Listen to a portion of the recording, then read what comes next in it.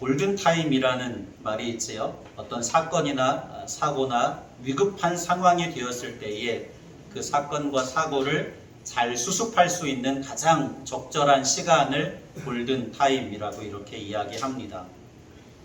어찌 보면 오늘 하나님의 말씀에 여로보암 왕에게 하나님께 회개하고 돌이킬 수 있는 가장 적절한 회개의 골든타임을 맞이하고 있다고 할 수 있습니다. 그러한 회개의 골든타임을 적절하게 여로보암 왕이 수용할 수 있었다고 하면 오늘 말씀에 나오는 너무나 무섭도록 엄격한 하나님의 심판의 메시지를 듣지 않아도 되었을 것이고 그 심판을 당하지 않았어도 될 것입니다. 그런데 말씀의 내용을 들여다보면 아쉽게도 여로보암 왕은 자신에게 주어졌던 하나님께서 주신 적절한 회개의 골든타임을 놓치고 있는 모습을 보게 되지요. 여로보암의 아내가 변장을 하고 아히야 선지자를 찾아갑니다. 왜냐하면 아들 아비야가 병들어서 목숨이 경각에 달려있기 때문입니다. 아히야 선지자를 찾아간 이유는 여로보암이 자신이 왕이 되기 이전에 이미 아히야 선지자에게 북쪽 이스라엘 10지파의 왕이 될 것이라고 하는 신탁을 들은 적이 있기 때문이죠.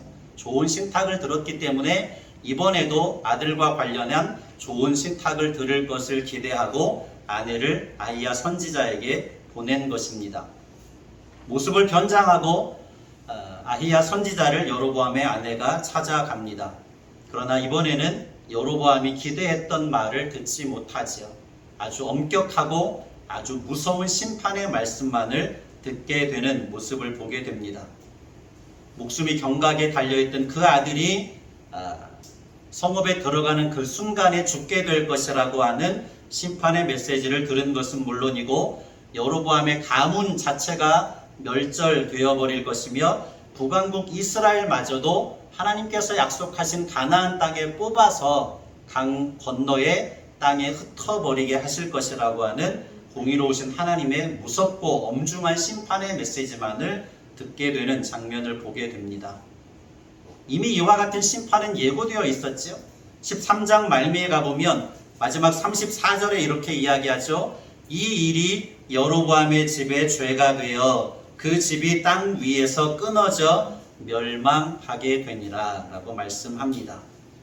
자신의 권력을 지키기 위하여서 여호와 신앙을 철저히 파괴하고 무시했습니다. 그것은 여로보암 한 사람 자신만의 죄악이 아니라 그 죄로 말미암아 북왕국 전체가 여호와 신앙을 파괴하고 무시하고 우상 숭배에 빠져들게 되지요. 깊은 수렁에 빠져서 하나님의 공의로운 심판을 피할 수 없게 되는 비극을 낳게 되는 모습을 보게 되지요. 오늘 이와 같은 여로보암의 어리석은 행위와 하나님의 공의로우신 심판의 메시지를 통해서 하나님께서 저와 여러분에게 들려주시는 음성을 들을 수 있는 은혜의 시간이 되시기를 예수님의 이름으로 간절히 축원합니다. 주보의 내용들 보시면서 첫 번째 단락으로 가보겠습니다. 이처럼 여호와 신앙을 철저하게 파괴하고 무시하는 악한 정책을 펼쳤음에도 하나님께서는 여로보암이 돌이킬 수 있는 한 가지 기회를 부여하고 있지요. 말씀드렸듯이 회개의 골든타임을 그에게 허락하신 것입니다. 그 내용이 1절이지요. 1절을 같이 읽겠습니다. 오늘 본문 열왕기상 14장 1절입니다.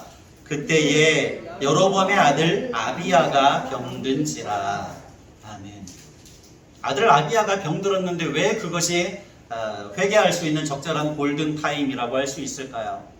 시작할 때 무엇이라고 시작합니까? 그때에 라고 말하지요. 그때에. 여기서 그때에 라고 시제를 말한 것은 여로보암이 여호와 신앙을 철저하게 파괴하고 무시하는 여러 가지 정책들을 펼치고 있었던 바로 그 시간 그때를 말하고 있습니다. 그 시간이 바로 하나님께서 여로보암 왕에게 주신 기회의 시간이라고 하는 거죠. 성경에서 어떤 시제, 시기, 시간을 말할 때에는 아주 중요한 의미가 담겨 있는 경우가 굉장히 많이 있습니다. 제가 요나서의 말씀을 설교하면서 마침이라는 시제에 대해서 말씀을 드린 적이 있지요. 마침, 요나서 1장에 보면 하나님께서 요나 선지자에게 무엇을 명령하십니까? 니느웨로 가서 그 그들에게 심판이 임할 것에 대해서 선포하라고 하는 명령을 내리십니다. 그런데 요나 선지자는 하나님의 명령을 거부하고 니느웨로 간 것이 아니라 그 반대 방향 욥바 항구로 달려갑니다. 욥바 항구에 도착했더니 마침 무엇이 있어요?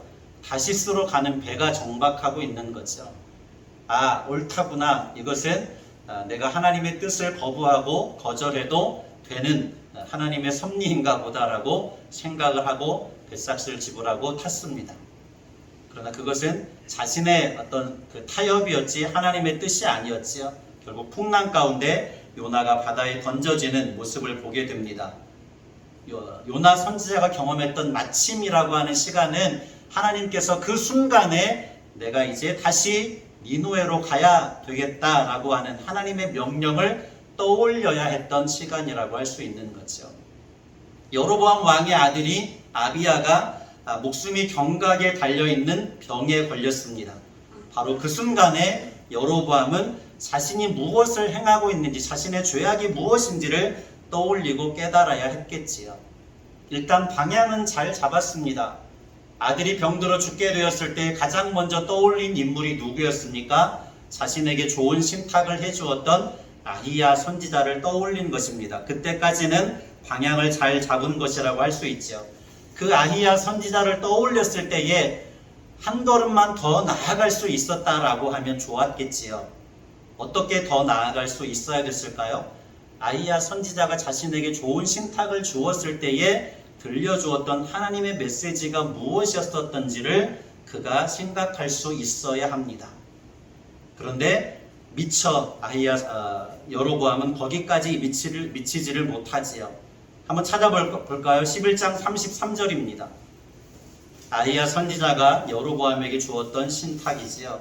첫 번째 신탁의 내용이 11장 33절과 37절, 38절에 나와 있는데 한번 뒤돌아가 보겠습니다. 11장 33절을 먼저 읽습니다. 이 33절은 솔로몬 왕이 말년에 타락해서 하나님의 심판을 받게 되는 이유를 말하고 있죠. 33절입니다.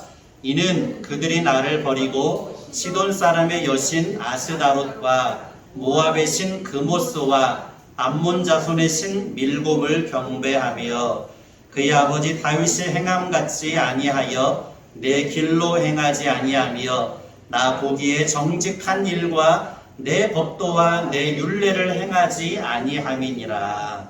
아멘. 솔로몬 왕과 백성들이 여러 우상들에 빠졌기 때문에 내가 북쪽의 10개의 지파를 찢어내어서 너에게 주겠다라고 말씀하신 그 내용이 33절입니다. 그리고 나서 37절과 38절이 중요하지요. 37절, 38절입니다. 11장 37절, 38절 같이요. 내가 너를 취하리니 너는 내 마음에 원하는 대로 다스려 이스라엘 위에 왕이 되되 네가 만일 내가 명령한 모든 일에 순종하고 내 길로 행하며 내 눈에 합당한 일을 하며 내 종 다윗의 행함같이 내 율례와 명령을 지키면 내가 너와 함께 있어 내가 다윗을 위하여 세운 것 같이 너를 위하여 견고한 집을 세우고 이스라엘을 네게 주리라. 아멘. 아히야 선지자를 떠올렸을 그 순간에 여기까지 말씀을 떠올렸어야 합니다.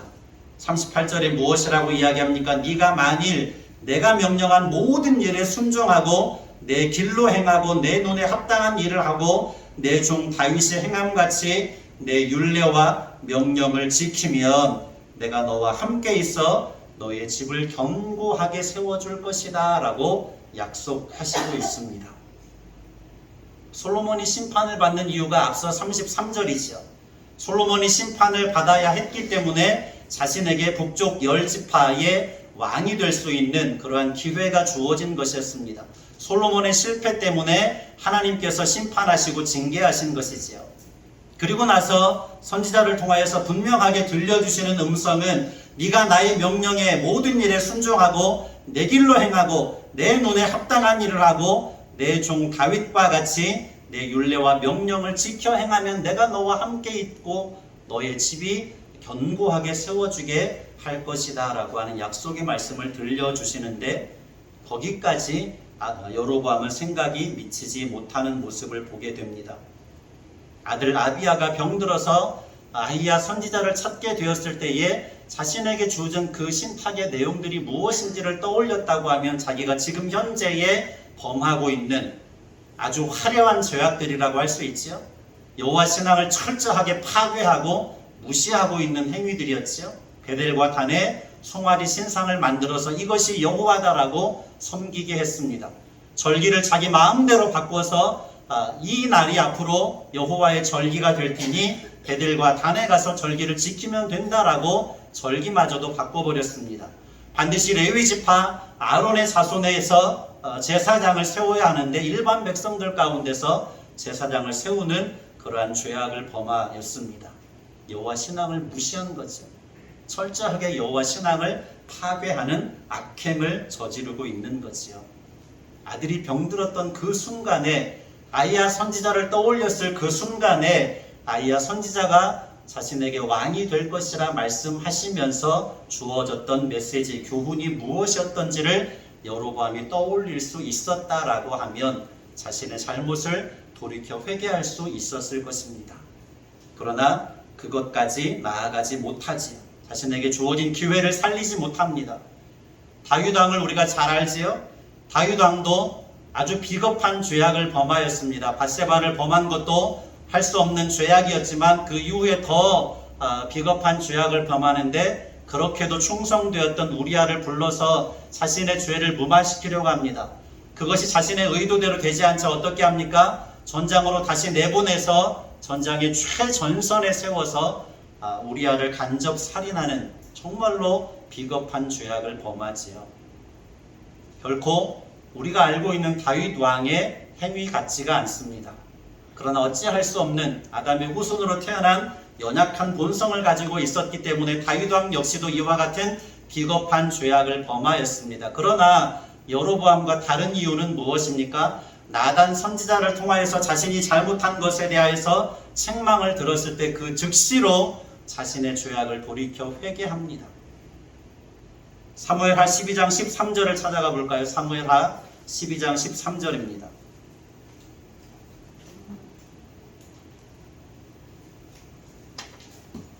사무엘하 12장 13절. 열왕기상 앞쪽에 사무엘하가 있겠지요. 사무엘하 12장 13절 서두만 읽어보겠습니다. 범하였노라 라고 하는 것까지 다윗의 회개 고백까지 시작. 다윗이 나단에게 이르되 내가 여호와께 죄를 범하였노라. 아멘. 나단 선지자에게 자신의 잘못에 대한 책망을 들었을 그 순간 바로 그때의 즉시로 선지자 앞에서 회개의 고백을 드리고 있는 장면을 보게 되지요. 그리고 밧세바가 낳은 아이가 시름시름 앓고 있는 시간 동안 어떻게 합니까? 철저하게 침상이 뜰 만큼 하나님 앞에 회개의 고백을 올려드리는 장면을 보게 되지요.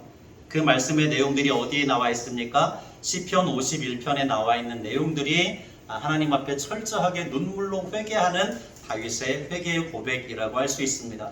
시편 51편 3절에 무엇이라고 이야기합니까? 물은 나는 내 죄과를 아오니 내 죄가 항상 내 앞에 있나이다 라고 하나님 앞에 회개합니다.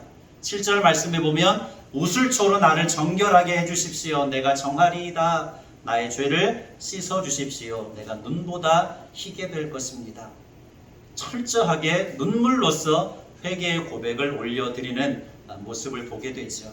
분명 비겁한 죄악을 범하였지만 나단 선지자를 통하여서 자신의 죄악을 깨닫는 그 순간에 철저하게 참회하고 돌이키는 다윗 왕의 모습을 보게 됩니다. 그래서 하나님의 마음에 합한 자라고 하는 칭함을 들을 수 있었겠지요. 다윗은 하나님께서 주신 회개의 골든타임을 놓치지 않았습니다. 그 기회의 시간을 활용하여서 철저하게 돌이켜 회개했습니다. 그러나 불행하게도 여로보암은 그 기회의 시간을 놓치고 있는 모습을 보게 되지요. 이미 13장 서두에서도 첫 번째 기회가 주어졌었습니다. 유다에서 남쪽에서 올라온 하나님의 사람 선지자가 베델에서 우상에게 제사를 드리고 있는 여로보암 왕과 백성들을 향하여서 하나님의 메시지를 전하고 있지요. 그런데 그 순간의 이야기를 듣고 그 외침을 듣고 여로보암 왕은 회개했어야 될 텐데 어떻게 합니까? 손을 내밀어서 그 선지자를 잡도록 명령합니다. 자신의 일을 방해하는 것으로 여기고 하나님의 선지를 잡도록 명령하는데 그 순간 어떻게 됩니까? 내민 손이 마비되어 버리지요. 내민 손이 마비된 것만 두려워한 채로 선지자가 전한 메시지에 대해서는 전혀 관심이 없은 채 다시 선지자를 불러서 자신의 마비된 손을 고쳐달라고 요청하고 있는 어리석고 완고한 여로보암의 모습을 보게 됩니다. 그것이 첫 번째 기회였는데 놓쳐버리고 말았습니다.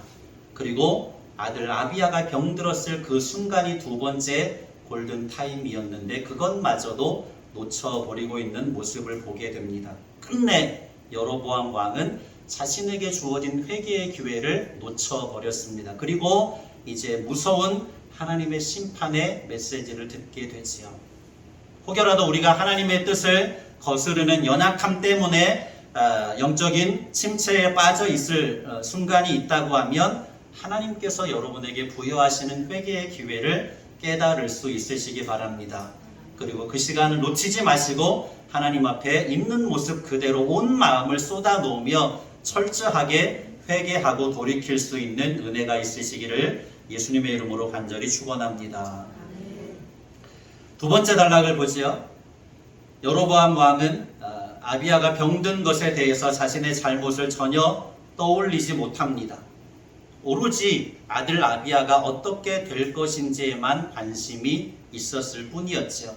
아내를 변장시켜서 보내면서 무엇이라고 이야기합니까? 2절과 3절에 보면 그는 이전에 아히야 선지자는 이전에 내가 왕이 될 것을 말해주었던 선지자이니 당신이 찾아가면 아이가 어떻게 될지를 나에게 알려줄 것이요 라고 이야기하면서 아이가 어떻게 될지에만 관심이 있는 것을 보게 됩니다. 이제 여로보암이 듣게 될 선지자의 신탁은 자신이 기대했고 자신이 생각했던 것과는 전혀 다른 아주 엄중하고 무서운 하나님의 심판의 메시지가 아히야 선지자를 통하여서 여로보암의 아내와 여로보암에게 들려지기를 시작하지요. 한번 볼까요? 9절에서 11절까지 말씀을 봅니다. 화려한 죄악을 범하였지요. 여호와 신앙을 철저하게 파괴시키고 무시하는 그러한 엄청난 죄악을 범했다고 할 수 있습니다. 그 엄청난 죄악을 범하고 있는 여로보암 왕에게 여호와의 심판은 너무나도 무섭습니다. 9절에서 11절까지를 볼까요?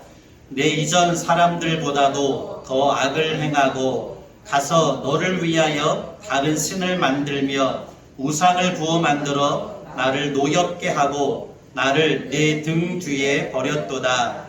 그러므로 내가 여로보암의 집에 재앙을 내려 여로보암에게 속한 산에는 이스라엘 가운데 매인자나 노인자나 다 끊어버리되 거름더미를 쓸어버림같이 여로보암의 집을 말갛게 쓸어버릴지라. 여로보암에게 속한 자가 성읍에서 죽은즉 개가 먹고 들에서 죽은즉 공중의 새가 먹으리니 이는 여호와께서 말씀하셨음이니라 하셨나니. 아멘. 매인자나 노인자나 다 끊어버리고 거름더미를 쓸어버림 같이 여호와의 집에 모든 사람들을 말갛게 쓸어버리겠다라고 무서운 심판의 말씀을 하십니다. 11절에는 무엇이라고 이야기합니까? 여로보암에 속한 자가 성읍에서 죽으면 그 시신을 개가 먹을 것이고 또 성읍 밖에서 죽으면 공중의 새가 먹을 것이라고 하는 정상적인 장례 절차도 밟을 수 없을 만큼 비극적인 최후를 맞이할 것이라는 무서운 심판의 말씀을 여로보암의 아내에게 듣게 하지요. 12절에서는 무엇이라고 합니까? 네 발이 여로보암의 아내의 발이 성읍에 들어갈 그 순간에 아이가 죽을 것이라 라고 말씀합니다. 아이가 어떻게 될지를 물으러 왔잖아요. 그 아이가 너의 발이 성읍에 들여놓는 그 순간에 죽을 것이라고 이야기하죠. 14절에서는 이제 한 왕을 일으켜서 그날에 여로보암의 집을 끊어버릴 것이라고 말씀하십니다. 그런데 그것이 어디에서 성취가 됩니까? 바로 다음 장 15장에서 성취가 되지요. 15장 28절로 30절에 보면 이사갈 족속 중에 바하사가 일어나서 여로보암의 집을 아주 멸절해버리는 장면을 보게 되지요. 한번 찾아볼까요? 15장 28절로 30절입니다. 열왕기상 15장 28절로 30절입니다.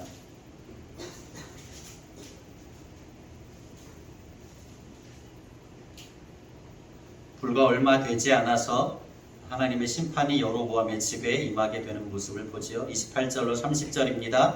유다의 아사왕 셋째 해에 바하사가 나답을 죽이고 대신하여 왕이 되고, 왕이 될 때에 여로보암의 온 집을 쳐서 생명 있는 자를 한 사람도 남기지 아니하고 다 멸하였는데, 여호와께서 그의 종 실로 사람 아히야를 통하여 하신 말씀과 같이 되었으니, 이는 여로보암이 범죄하고 또 이스라엘에게 범하게 한 죄로 말미암음이며, 또 그가 이스라엘의 하나님 여호와를 노엽게 한 일 때문이었더라. 아멘. 바하사가 죽인 나답이 누굽니까? 여로보암의 아들입니다.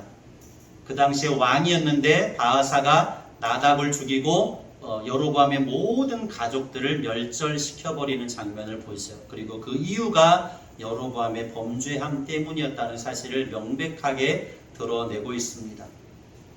그것뿐만 아니죠. 여로보암의 죄가 무서운 것은 여로보암 왕의 죄가 자신의 한 사람에게만 해당되는 죄악이 아니라 북왕국 이스라엘의 모든 백성들을 죄악의 수렁 속으로 빠뜨리는 죄악이었기 때문에 무섭습니다. 여로보암 한 사람에게만 주어지는 심판의 메시지가 아니라 여로보암이 다스리는 북쪽 왕국 이스라엘 전체에게 하나님의 심판의 메시지가 주어지는데 15절로 16절입니다. 그리고 이 메시지대로 북왕국 이스라엘이 하나님의 심판을 받게 되는 모습을 보지요. 15절로 16절입니다. 여호와께서 이스라엘을 쳐서 물에서 흔들리는 갈대같이 되게 하시고, 이스라엘을 그의 조상들에게 주신 이 좋은 땅에서 뽑아 그들을 강 너머로 흩으시리니, 그들이 아세라상을 만들어 여호와를 진노하게 하셨음이니라.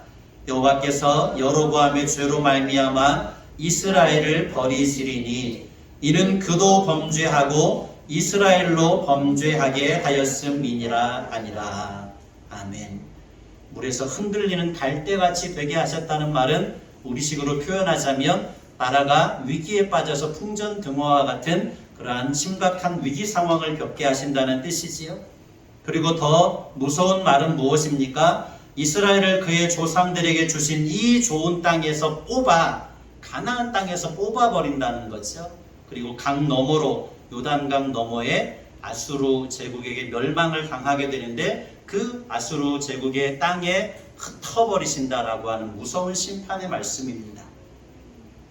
결국에 이 말씀의 예언대로 어떻게 됩니까? 북왕국 이스라엘은 불과 여로보암 이후로 210여 년밖에 나라가 존속하지 못합니다. 8번의 역성혁명이 일어나서 반역이 벌어지게 되지요.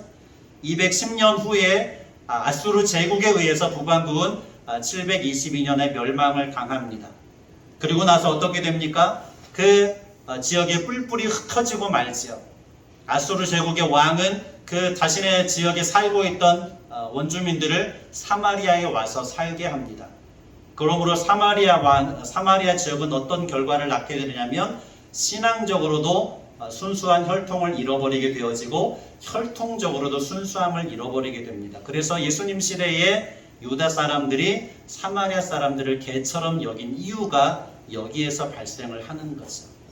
북왕국이 아수르에 의해서 멸망을 당하고 아수르 왕이 이민 정책을 펼쳐서 자신의 지역의 사람들을 사마리아에 살게 합니다.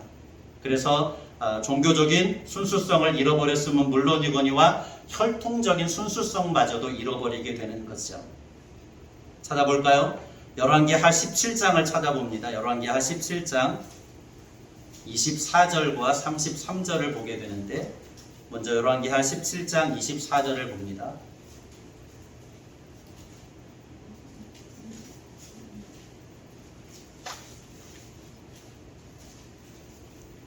열왕기하 17장 24절입니다. 아수르 왕이 바벨론과 구다와 아와와 하맛과 스발와임에서 사람을 옮겨다가 이스라엘 자손을 대신하여 사마리아 여러 성읍에 두며 그들이 사마리아를 차지하고 그 여러 성읍에 거주하니라.